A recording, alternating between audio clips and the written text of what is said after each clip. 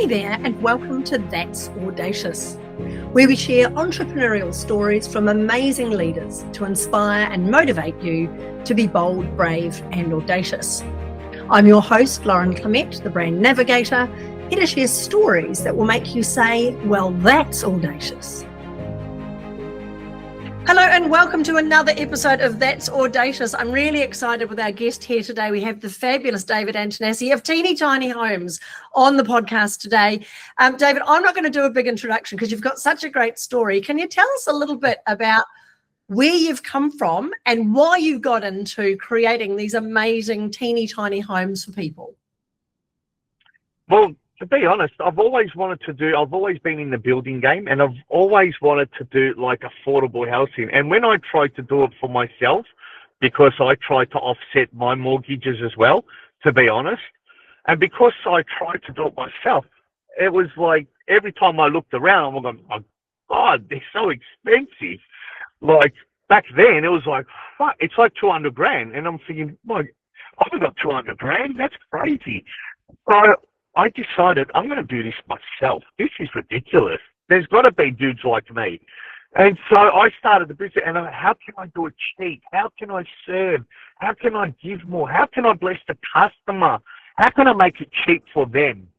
Because no one cares about you. And in business, the more that you go, the best question is, how can I bless them? How do I serve them? What do they want? And you get it off yourself. Believe me, you can make millions selling bloody rocks, bloody cups of coffee. It's all about how can I bless them. And when you put that in front of yourself and it's bigger than you, you'll see, man, you'll start thinking on your creative and your spirit side, and you'll think, they want storage. They want it cheap. They want everything done for them. They want this. Mate, don't do no aircon. Do an aircon there. That's what they want. Do bigger. What do they want? And you design it like that. What do they want? Because you know what they want. And you give it to them what they want, and bang, cheap, size, and mad, good quality. And I done all three together, because at the end of the day, it doesn't matter how rich you are. When you're spending 80 G's, 90 G's, I don't care how rich you are. You look around for swimming pools. You look around, for that car.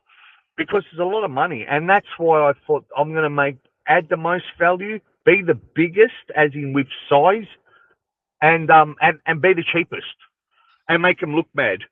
So that's what they want, and I did that, and then bang, it exploded. Yeah, wow. Because you started off, as you say, creating your own.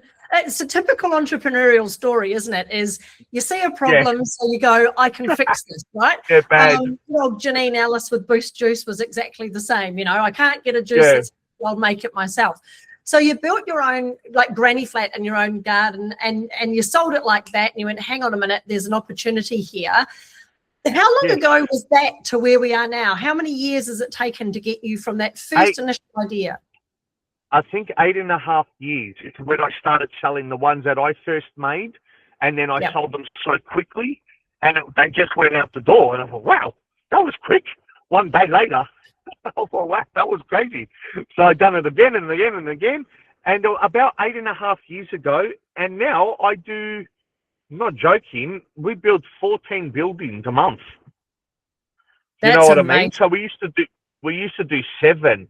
And now we've crawled to 9 to 10 and that's our big goal, 14, 16 consistently a month. And we've got a well-oiled machine. And now I'm trying to do that side of it, trying to make the machine like really oiled to keep it cheap. Yeah, to be honest. It's the interesting thing as well. I love the way, you talk about, look, what's the point in selling something that you have? Let's change the focus to what do people want, and let's give them what they want. I mean, it sounds simple, doesn't it? But so many people in business don't do that. They go, this is my area of expertise. This is what I know. I'm just going to do that. They don't think about, well, what do people want? How much can I make? Yeah, exactly. Yeah, exactly. So, when you go with the twist, it's way better.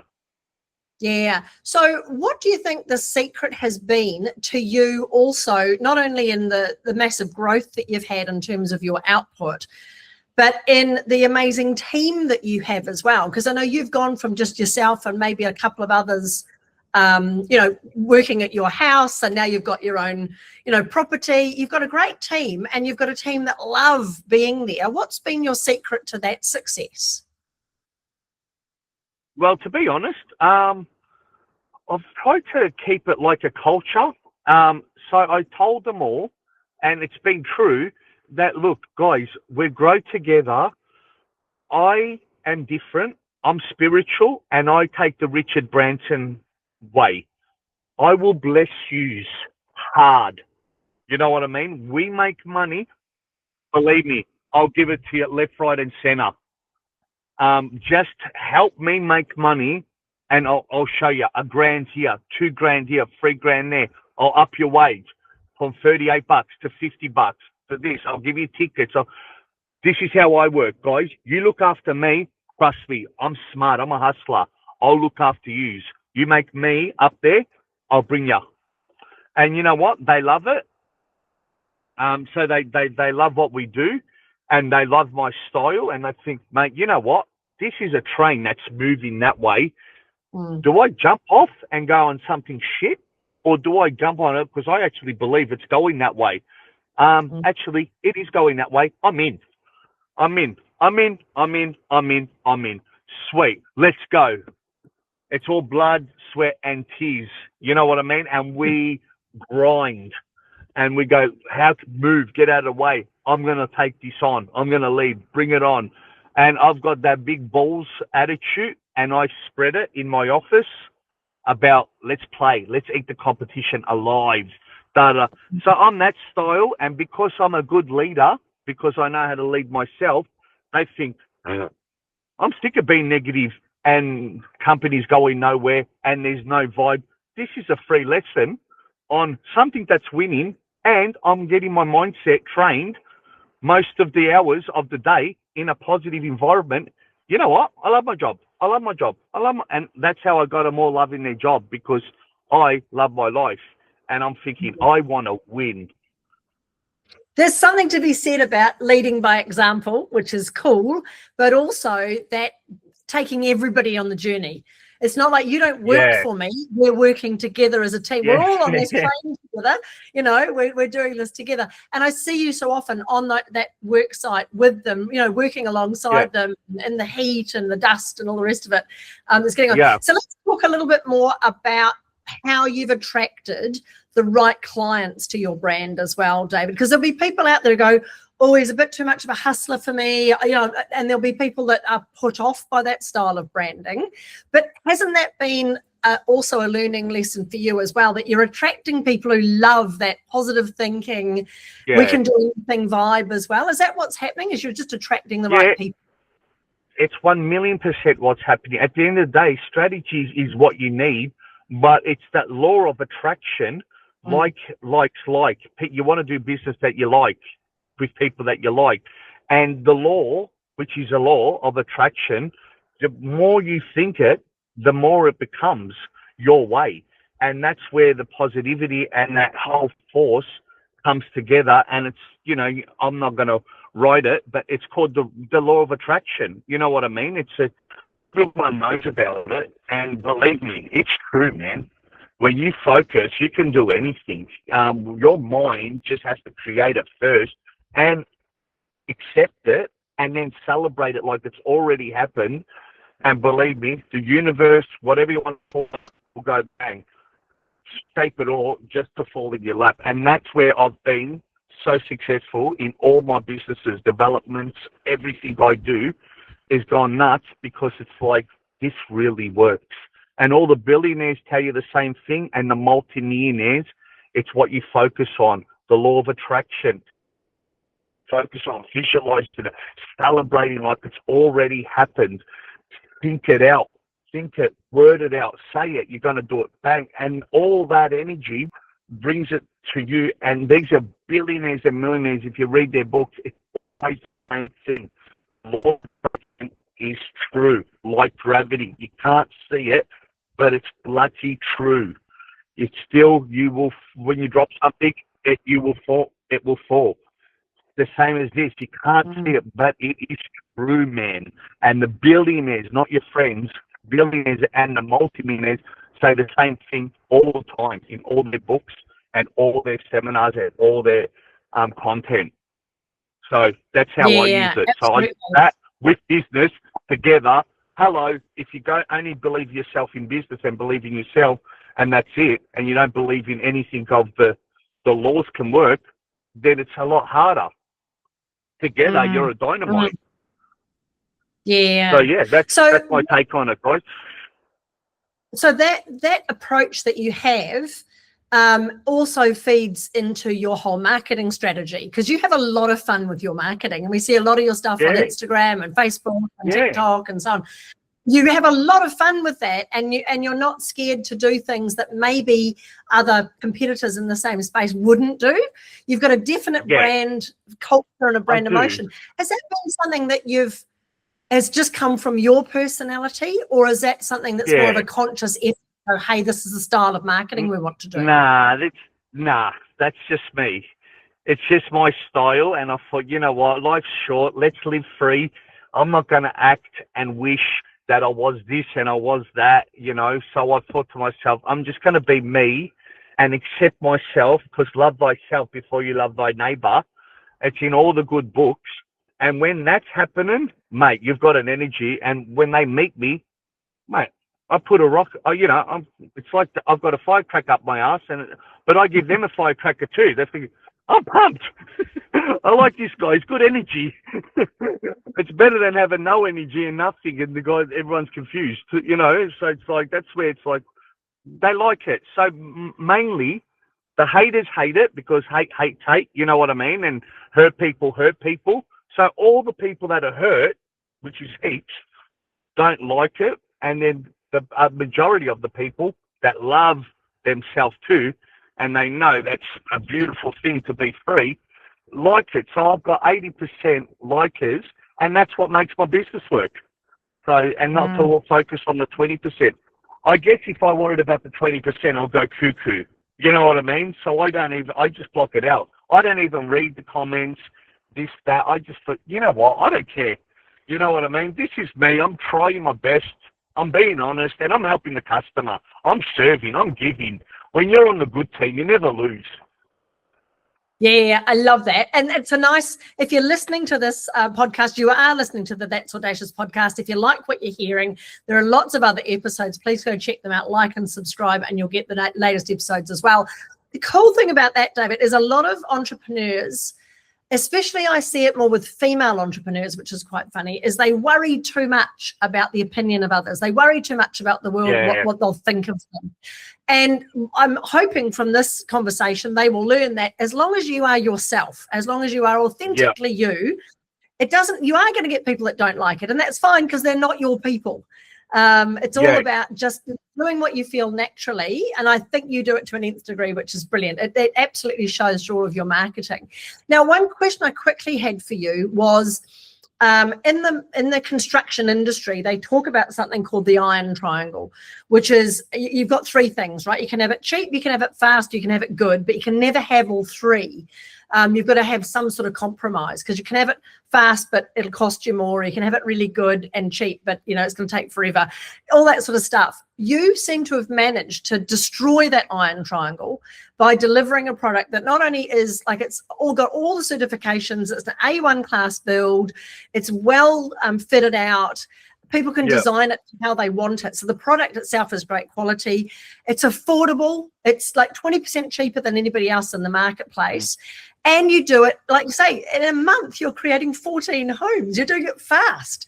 So what's your secret to being able to do that, to being able to provide all three of those things so effectively?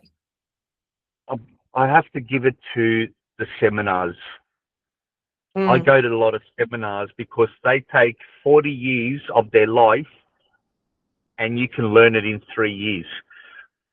A book, 40 years of their life, and you can listen to that book or read that book in a week. And you can go through book, and I go through books. I can do a book in 3 days. I hit the books because feeding the mindset, where you feed that, believe me, it's not that you're smarter, it's deeper than smart. It's older. It's spiritually understanding things, that it gets stronger and stronger, and you get deeper and deeper into mindset, and it's beautiful. It becomes full on spiritual, how you can use your mind and use the laws and use the universe. It's beautiful. So the seminars has definitely opened my mind so much that it's knocked out the limits. I can't do it. I don't know how to do that. I'm not good at that. I don't have that look. And that's called blockages. They're called limited beliefs. And that's why it's called a limited belief, because you believe it, so it fucking comes true. But you don't believe it. It's called, I can do whatever. And that mind goes, all right, let's do it. And then the universe goes, sweet, I like that. The Christian world, they call it faith. You know, our world, another world, they call it visualizing. You know what I mean? Goals. They call it's the same thing. Trust me. All the religious world is the same as the seminar and the wealth world. It's the same thing. They just call it different names. But when you tap into it, you think, it's the same. It's like prayer. It's like asking. It's like wanting. We call it visualizing. We call it writing goals down. We got go into it, feel it, go experience it, go in the Ferrari, even if you can't afford one. So you can start programming it that this is what I want. And it's like, wow, it's the same thing, you know, and they call it faith. Do it like you believe it and you will receive it. Jesus said it, you know, It's crazy, man. It's all linked. So that's what I reckon. If there's one tip you can get off me, and I'll tell anybody in the world, it's seminars. Yeah. They really crack it open, this, and because we have hard heads and they need to be cracked open to the big boys and the boys that are living a dream life, giving, contributing, having the best relationship, millionaire, being rich, you know, serving, giving, doing charities. I mean, there's no better than that, being rich, sexy, and low, you know what I mean, and healthy. That's sexy, isn't it? You know? Yeah. And so much of it is mindset and your brain going, oh, you can't do that, or I don't know how to do that. It's like, well, it doesn't matter. And I guess the nice thing is that I constantly see you, like just recently you launched that you're now doing, you know, the men's shed, you're doing the man cave. The man cave. And it's like there's another, I can imagine a brain fart moment that you had and went, why not? Let's do that. And the minute you open your mind up to the opportunity that's out there, and you don't limit yourself by what you know. You didn't know how to build, the man cave, but you've got teams who do. Doesn't matter how. It's let's come up with the ideas. Let's do that. Let's see what happens, and let's see if we can help people. So one of the things you've been doing really, really well, I've noticed, David, of course, is that you have been leveraging your awards journey really, really well all the way through. Definitely. You've gone for lots of awards, but you've really, we've talked about the social impact that you're having by providing housing to people who can't get into the new housing market and so on. There's manufacturing awards that you've won. And I'm guessing, when you're in a situation where you have a product that is 20% cheaper than anybody else's, the first thing your consumer's going to say is, what's wrong with it? So I'm guessing the awards have been a big way of you going, well, actually, this is a quality product. How's it work for you? It's amazing. Like the awards, I have leveraged the crap out of it because it's amazing to win awards and do this and have that. It's like, hey, that's what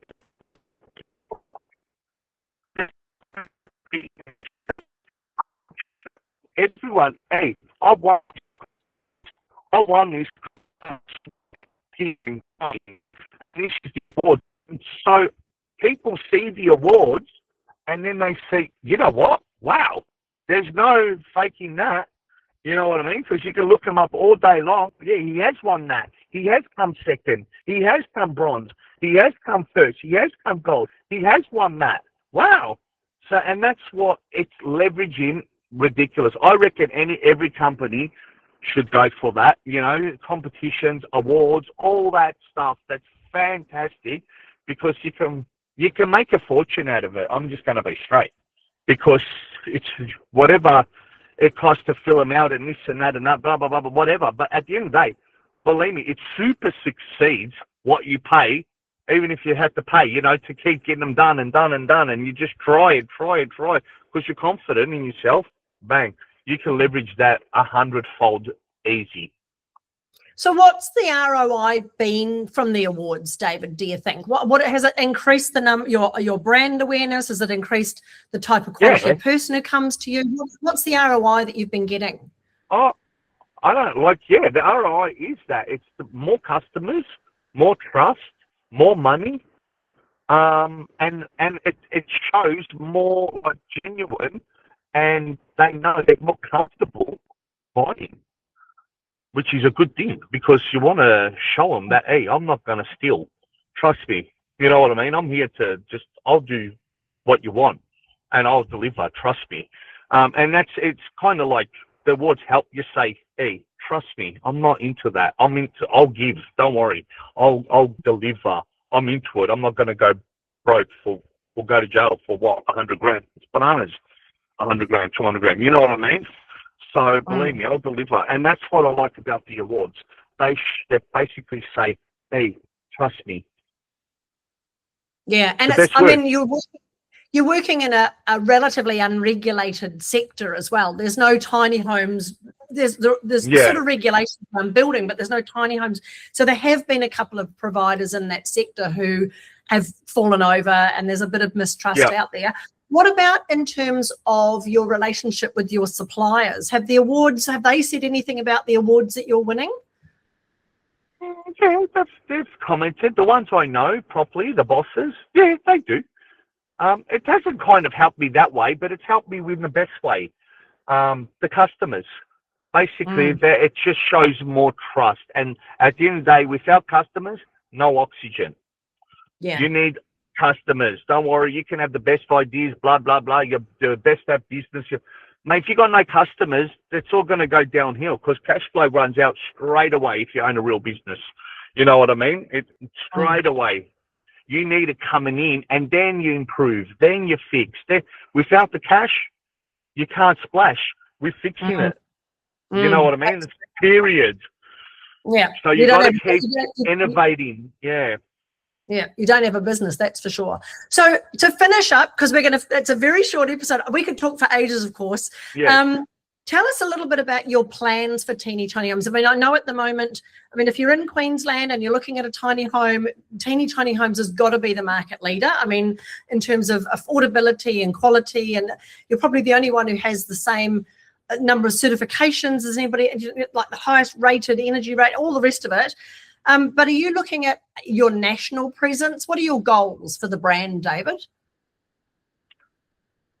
Look, I'm not over-focused that way. What I'm trying to focus is I'm sticking to this one goal, doing the 14, 16, so beautifully oiled, and then with that, I'll just keep twitching that, and even if I have to put them up a little bit more, but I'll add 10 times more value, and I can maintain it with class one, style, and I can just make it more divine. And then after that, then I can think of other things. But for now, this is what I want. How can I make these unreal? How can I make these cheap, but even more pretty, more gorgeous, more better, more when they come in, think, wow, I can't even get a front door for this. I go, exactly. This is what, and the boss, Dave from Teeny Tiny Home, is super creative and it's for the customer. And that's what I want. I want to leave a presence like that. I've done 500 homes and I've helped 500 people live in homes. And I'm going to do another, thousands and thousands, which is going to be great. And I'm excited to give and serve to do that. Brilliant. The well-oiled machine of teeny tiny homes. I love it. My last question for the podcast, which I ask every guest, if you could go back in time and give yourself some advice that would help you for where you are right now today, what would that advice be?